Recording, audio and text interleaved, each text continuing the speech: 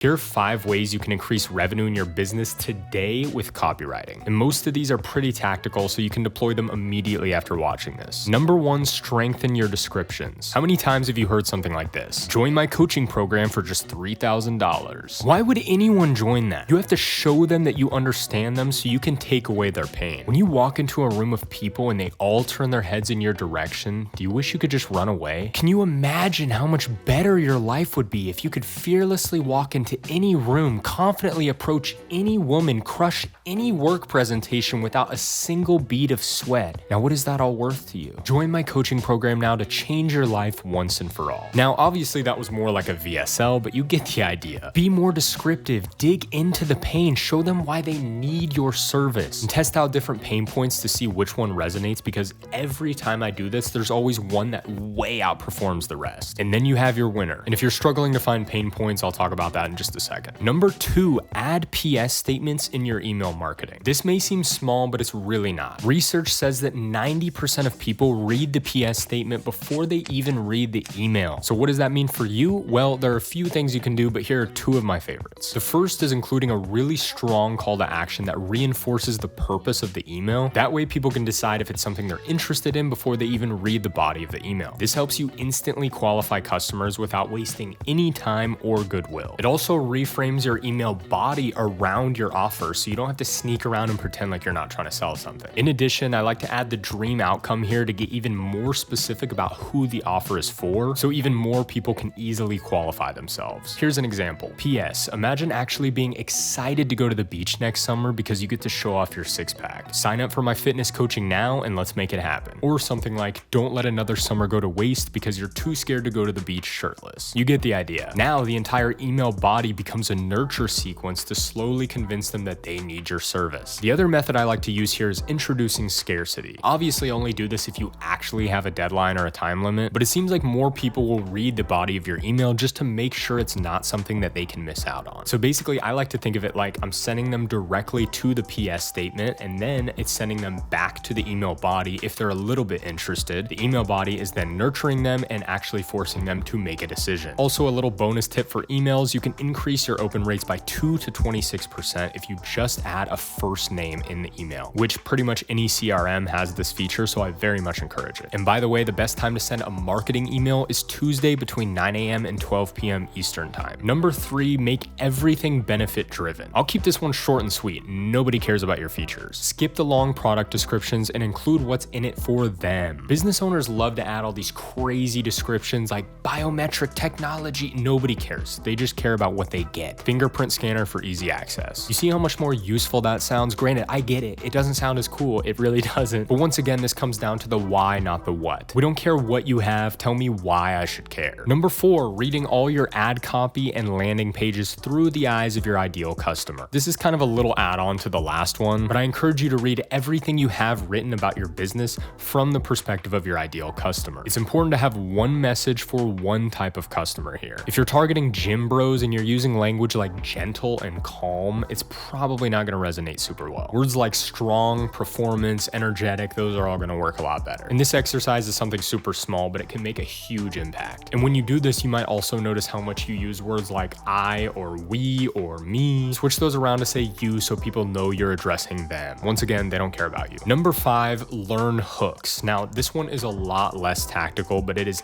absolutely crucial. It's one of the most valuable things you can learn in your marketing. And we're all familiar with the hooks on social media, so pay attention to what keeps you from scrolling. What is the first sentence somebody says that gets you to stop scrolling? Newer creators and advertisers may say something like this. Here are 3 hooks for your Instagram Reels. And you can see how people think this is good, right? And you may actually get some people to watch, but if you really want to grab people's attention, you want to say something like, stop posting on Instagram until you implement these viral hooks. See the difference? There's a command, there's urgency. It goes from being like, oh yeah, that would be nice to know, to something that you need to hear. And it's the exact same content. It's all just about how you package it. And you'll see hooks like these everywhere, so pay attention. Like if you're at the grocery store, I'm sure we've all seen those celebrity magazines. You may think they're dumb, but look at the headlines. They're pretty intriguing if you actually care about the celebrity. The main difficulty with hooks is really just making sure you can actually deliver on the content. For example, this video is a lot less clickbait and hook heavy because I'm targeting search. This is an informative nurture video. I'm not trying to pitch anything, so I'm not trying to win the click in the same way. But notice how my title is 5 ways to increase revenue with copy, not how to improve your copywriting. I'm framing it with your actual desire in mind. You don't care about copywriting. You don't want to improve your copywriting skills. You want to make more money, of course. The more you can chunk things down to the actual desires people have, the more success you'll have doing this. If you're selling a fitness program, yes, everybody wants to get in shape, but why? Is it to get a girlfriend? Is it to be more respected? Is it because they're going to the beach in 3 months? Once you understand why your ideal customer actually wants your solution,